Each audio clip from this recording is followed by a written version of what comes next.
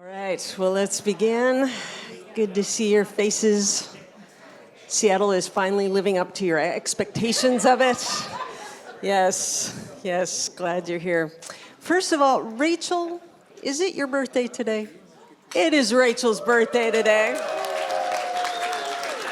So all together, happy birthday to you. Happy birthday to you. Happy birthday, dear Rachel. Happy birthday to you. Thank you. I didn't know that you knew. Just keeping it quiet. Yeah, well, it's a great honor that you chose to spend your birthday with us. So thank you. Thank you. All right, well, let me give you some announcements. Just sort of, again, a reminder about kind of where we are. A reminder that today at around 3 is when we'll be going into your silent retreat, and that will last till we're going to break the silence together tomorrow in the chapel at 3:30. So again, just if anybody didn't grab Wendy's number for the folks at home, there will be that invitation to surrender your preciouses, if you would like to. So we'll have a little service where we go into the silence this afternoon, and Wendy will have a box, and you can surrender your devices into the box if that would be helpful. Wendy says she's not heard from a single person that the shuttle schedule looks off, and she said, I don't know if this means I'm a genius or if it means that no one has looked at the shuttle schedule. So if you haven't had a chance to look, please make sure you do. A few of our international folks were saying it can be quite tricky to pay from home for things like the $25 for the shuttle. So Wendy said, if it's easier for you to give her cash, and this isn't a joke, she'll take it and keep it safe and give it to Renovari. So if that would be helpful to you. And those of you who had an early room, you'll just get invoiced for that later, okay? Am I forgetting any other kind of announcement-y things? We good? We'll give you more details this afternoon about what you can expect through the silent retreat. Do you guys have any questions sort of about the next 24 hours? All right. Yes, Ryan? Maybe this can be addressed. Is it meant to be like non-communicative as well as silent? Or like... You can totally, it's actually really beautiful to be together in silence. So you'll still have meals together. Lunch tomorrow will be a box lunch so that you can eat in the dining hall or you can take somewhere else to eat. But you'll have dinner together, breakfast if you're up for breakfast together, and smiling, waving. Hugs of all manner are fine, but just nothing spoken. Yeah. And we will give a little bit more coaching this afternoon for that, but great question. I'm sure people were wondering. I also want to just sort of give you, because this is sort of our last teaching space time in this residency, just a little bit of a heads up of where things are going in the course once you get back home. So next week, we do our very best to give you what we call a synthesis week, which is to go home and be like, what just happened? And pray through and journal and think about it.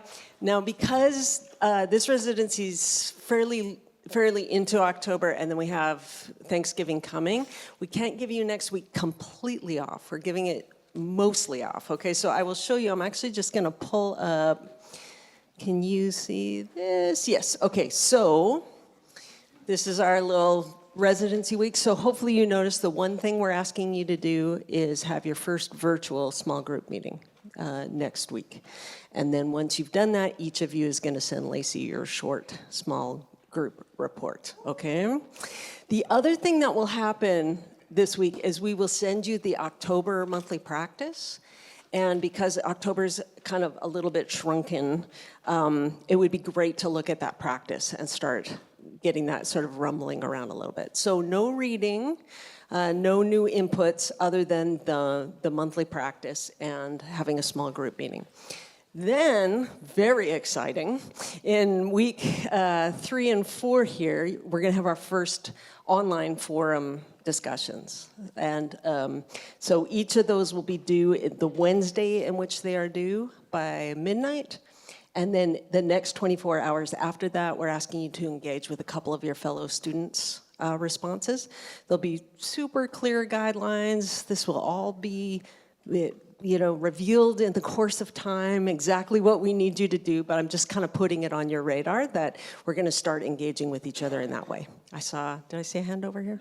No? Just stretching? All right. Yeah. Yes, Joanne. I'm confused by the dates and then the thing. So like October 14th through 19th, Yes. we will get the information probably on the 15th, and we're supposed to post by the 16th? You will actually, so it's a little bit confusing because our residency was the first week of the month. So normally in the first week of the month, you get the monthly practice, what the academic discussion question is going to be, and what the praxis discussion question is going to be. We didn't send that in ahead of the retreat because we thought you had like enough to think about, right? So this week on Tuesday, when you get your normal update, you'll get the monthly practice, what the academic discussion question is going to be, and what the praxis discussion question is going to be, okay? And then the academic discussion, it's a 200 to 400 word response. It's not, heavy duty. That will be the next week, and then the praxis one the next week. And that's a little bit different than our normal rhythm. Our normal rhythm is usually academic second week, small group third week, praxis fourth week. But we're just sort of had to reconfigure a bit because of where the residency fell. Does that make sense? So you'll have at least a week with the academic discussion question. They're already on Moodle. Yeah, they're actually already there. Yes. Yeah, Renee. Thinking about the notes, and I think it's been said that they get turned in. If we have notes that are some digital, some handwritten, should we be trying to compile them into one form of being turned in? You're asking about kind of reading notes? Oh, you don't have to turn your reading notes in. Okay. Yeah, they're for your own use. Yeah. Other questions? Yeah, Jana? So our small group had understood that we needed to meet once a month rather than on that, in those specific days. Yeah. And we are not meeting like between October 7 and 12, but much later in the month. Is that a problem? I'm going to have to expel the group. It's fine. That the week is the recommended rhythm, but often there are variables within the group where you might have to go outside of the recommended rhythm, and that's fine. The key thing is usually the small group report is due by the end of the month. So if you can't meet by the end of the month, then you would need to be in communication with Lacey. But yeah, so that rhythm works well generally because it puts your small group meeting in a week where you're not having to do a forum discussion, but it's not make or break. You can be flexible with your group. Thanks for asking. Yep. Anything else? All right. Let's go back to our handy dandy PowerPoint. There we go. Okay, what else do I need to tell you? Okay, come back to the residency. We just went into the future.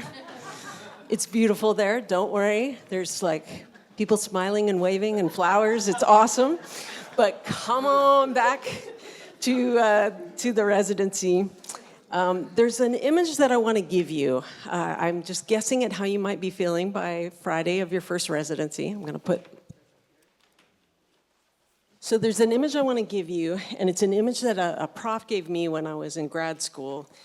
And the image is this.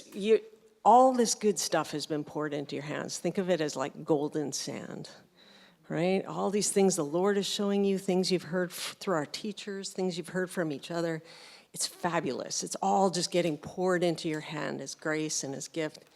But a whole bunch of it is going between your fingers. And you're like, I don't want to lose these, or I don't want to lose this golden sand, right? Relax, because you can trust the Spirit to make the things that are for you stick in the palms of your hands. Okay, so pay attention to what sticks in the palms of your hands. The stuff that runs through your fingers, it'll wait for you. You can come back to it later when the season is right. But pay attention to what is in the palms of your hands. Okay, so just hold that image as you're next week in your synthesis week, as you're thinking and praying, pay special attention to what really stuck, what's really staying with you, what really shimmered for you, what really landed for you. I also want to tell you practically that you are not expected to remember every single thing that every lecturer shares with you. There's not some exam where we say, who did the quantum physicist meet with in the bar? Although that would be a very fun final exam. There is nothing like that. So I hope you were starting to figure out, like our teaching team is that there are these amazing, funny, deep, interested in lots of things teams, and they each bring their special projects that the Lord has given them and riff on those in the context of our core questions, right? So Chris, he brings his great concern for what he calls the hermeneutical proximity of the early church. He thinks the early church has a lot to teach us because some of them knew the apostles and, were really close to the ground. So he brings that concern to our core questions. Trevor brings his Methodist flag and then all kinds of Ignatian training and discernment and his conviction that Jesus should be our hermeneutic and all the stuff that his whole life has been about, he brings here and he uses that to riff on our 3 core questions. Gary brings, Gary is probably the world's leading expert on Dallas Willard, and then he also brings his long work in psychology and theology and orthodoxy and quantum physics. He uses that to riff on our 3 core questions. Kai brings all his kindness and his long journey in the Lutheran church and his pastoring heart. Regina brings an upbringing in Pentecostal holiness and now involvement in the Orthodox church. Ted brings his keen mind, his gift for analysis, his candor. Lacey brings us her West Texas. Is it West Texas or East Texas? I know they're worlds apart. West Texas. Evangelical upbringing mixed with her fellowship with a Quaker fellowship. Now we're like, everybody's bringing their stuff, and hopefully isn't it fun? Right? It's fun, yeah. So have fun listening to these wildly interesting people. Pay attention to what sticks in the palms of your hands, but don't feel like you have to capture every grain of sand. And here's a secret. Our faculty love each other deeply and actually don't agree with each other on each thing, even some of the things we've talked about. Does God have a soul? I don't know. So even hold that, right? Like this is a conversation. And I always say, if we all agreed on everything we read and talked about together, this would be a cult. And that would be bad. All right? So again, I just want to remind you what we talked about in our last Zoom class. As you're engaging with the reading, with each other, with the teachers, with the ideas, remember you're always operating at those 3 levels, right? Level 1 is what's actually being said here, passing Volsterstorff's rule, where I could say to you, I think what you believe is this, and you would say, yes, that is indeed what I believe. That's not a caricature of what I believe, right? So it's that first level is really understanding what's being said. The second level is what difference do these ideas make to my life with God? What is the Spirit saying to me through this engagement? And then the third level is what ideas are critical to the RI core questions. That will help you when it's paper time. And again, I'll kind of tell you the big things that probably Jamie is going to be looking for when you're writing about these core questions.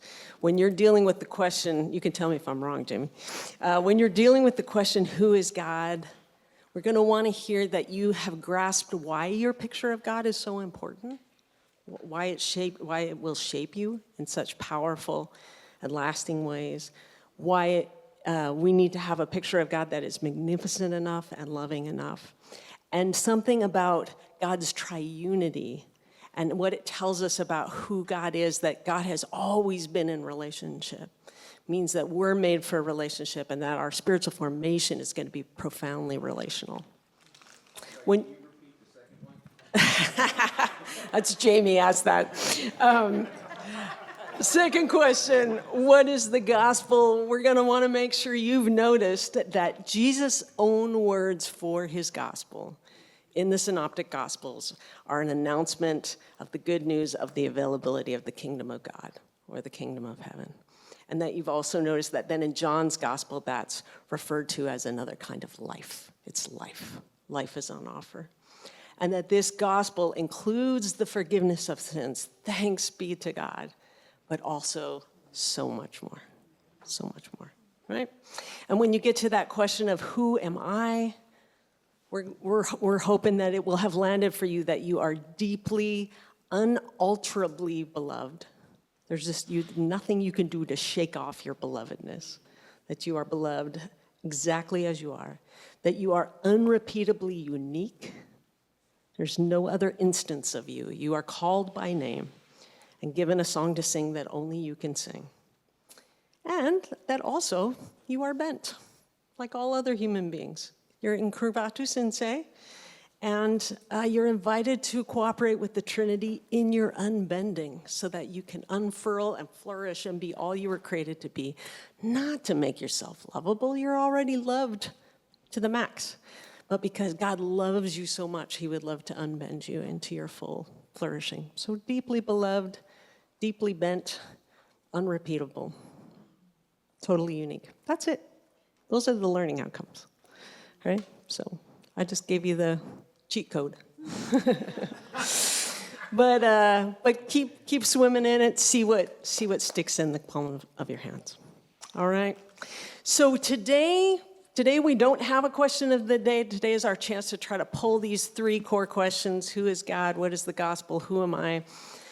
Together, weave them together, think about how the Spirit is speaking to us about them. And our word of the day is grace, because as Chris's rabbi friend said, it is all grace.